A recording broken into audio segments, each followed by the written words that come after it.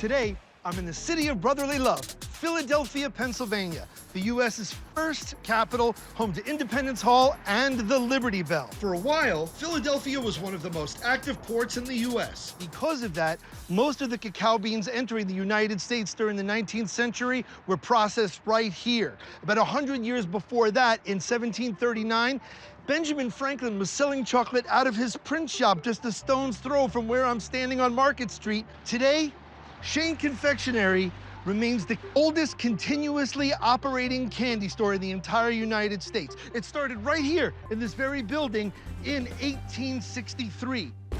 The magic of Shane hits me the moment I set foot inside. I'm immediately struck by the sweet smell of enticing treats. This chocolatey scent has been permeating every nook and cranny of this shop since the Civil War. In fact, this place is so old, the cash register hadn't even been invented until long after the first customers were served. Today, we're going to be learning some delicious chocolate secrets. I feel like I've been handed a golden ticket, and the wizard behind it all is head chocolate maker Kevin Pascal. These beans come to us from Colombia, from a region called Tumaco. Then it works really, really well because it's got a big, fat chocolate backbone. These beans are fermented before they come to us, and that fermentation imparts a good amount of the aroma that we smell pre-roast. Pre-roast, and even before getting to Shane, cocoa beans have to be grown, then fermented. These treasured beans grow inside the pods of the cacao tree. Cacao trees are native to Central and South America, and the earliest known use of cacao started there. 3,000 years ago, people in modern-day Honduras were fermenting cacao. They were likely trying to make booze, but stumbled onto something that to some is even better: chocolate. Today, we still grow and ferment cacao, but only in areas 20 degrees north and south of the equator. This section is called the Cacao Belt. What we're gonna do here is we're gonna load these onto these perforated trays. And some folks roast in like a big drum roaster, kind of like the way you'd see for coffee. But here, we try to economize on space by roasting in a convection oven. The whole roasting process, time-wise, start to finish, is how long? For this bean, about 40 minutes. The next step is to crack these beans open. Now that our roasted beans are nice and cool, Uh-huh. we're gonna dump them on into the winnower, just like this.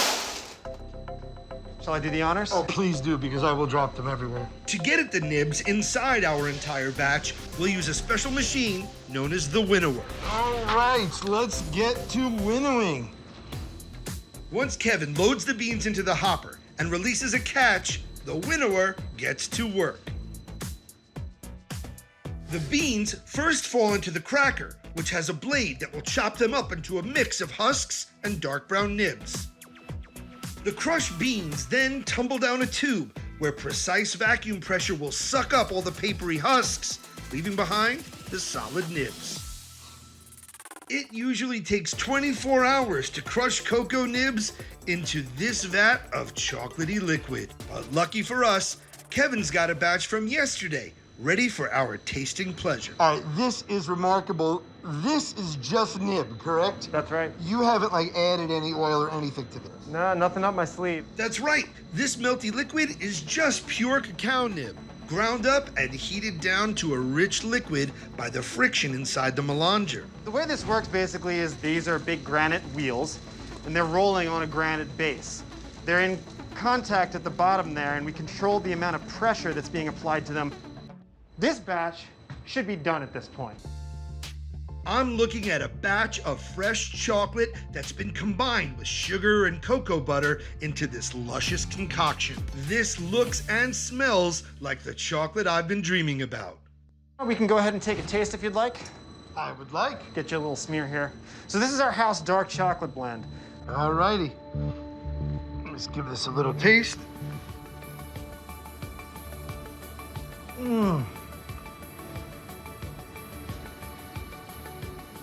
This is the droid I've been looking for. It's like the essence of chocolate. You know, it's so weird. You put it in your mouth and you're like, I guess your mind goes to any time you've had that liquid chocolate consistency. So you think of hot fudge or the thing you put in your milk to make chocolate milk. It's kind of remarkable because I only associate that creaminess with milk chocolate, and yet here it is with this dark chocolate blend. But as delicious as this is, it turns out it's still pretty far from the final product. So once we pull this, we're going to pull this batch into a series of blocks, and they're gonna set as like solid blocks of chocolate, and then we're gonna age them upstairs for about 2 months before we go to use them. What is the advantage of aging? Why do we do that? So as the chocolate refines, those sort of off flavors are balancing into that like nice big chocolate note, and then as time passes, that sort of continues to happen. The flavor becomes a bit more complex as time goes on. Do you have any chocolate that's already in the next phase?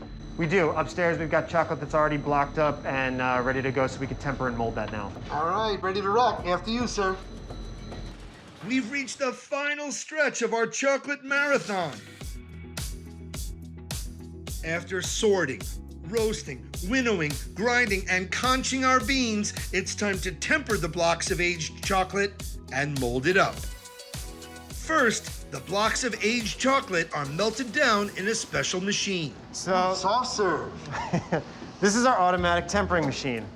Tempering chocolate is basically the process of strategically raising and lowering the temperature.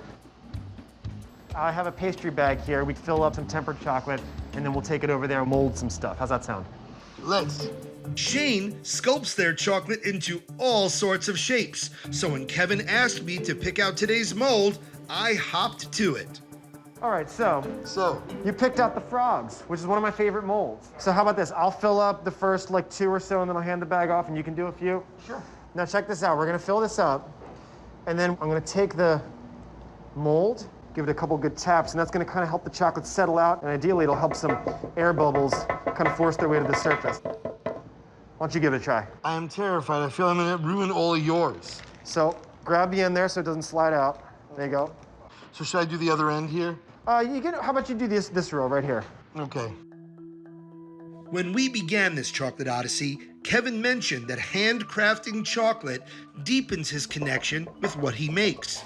Trying to get that bubble out. I can see it right up here. Yeah. Teamwork makes the dream work. There you go. I get it. This batch went from a pile of beans to a rich chocolate clay that I'm sculpting into a confection, and I cannot wait to taste it. Oh. By the way, let the record show, he kept this line to go, okay, here are my beautifully filled ones, and here are these things that you've created. Some of them look pretty good, you know. A little bit of practice, you'll get there. This, we could let it set up at room temp, but it'll take a lot longer. What we're gonna do is we are gonna pop this in the fridge for just a couple minutes just to get it to set up. And then in just a few minutes, it'll be ready to pop out, and we'll have some frogs. Let's do it. And just a few minutes later, it's the moment of truth. All right, I wanna see how the master does it. That is so cool. So let's say you were doing quality control on these. What are you looking for before it's officially considered worthy of being a Shane chocolate? Well, one thing we don't want is like surface bubbles. But the great thing about chocolate is we can just melt this down and retemper it and do it all again. So we've seen these chocolates from bean to nib to liquor to conch to temper to being piped in a somewhat messy fashion by me and a much cleaner fashion by you. But this is really the one we have followed truly from bean to froggy bar. That's right. Okay, well, I am going to take a perfect frog. I am going to give my man Kevin some adequate social distance that I might put this delicious amphibian in my face hole. All right. That's really fantastic. You bite into it, and it borders on fudge or a truffle as you chew it. I personally have a deeper appreciation having tasted it at different phases. You know, we've been talking about varietals, talking about fermentation, that I think much like a great wine, there should be complexity. And I guess I've always just sort of taken chocolate for granted as chocolatey. It's creamy, it's sweet, it's chocolate. Chocolate tastes like chocolate. And this, it's superb. It is truly superb. If you're ever in the city of brotherly love, may I recommend the frog?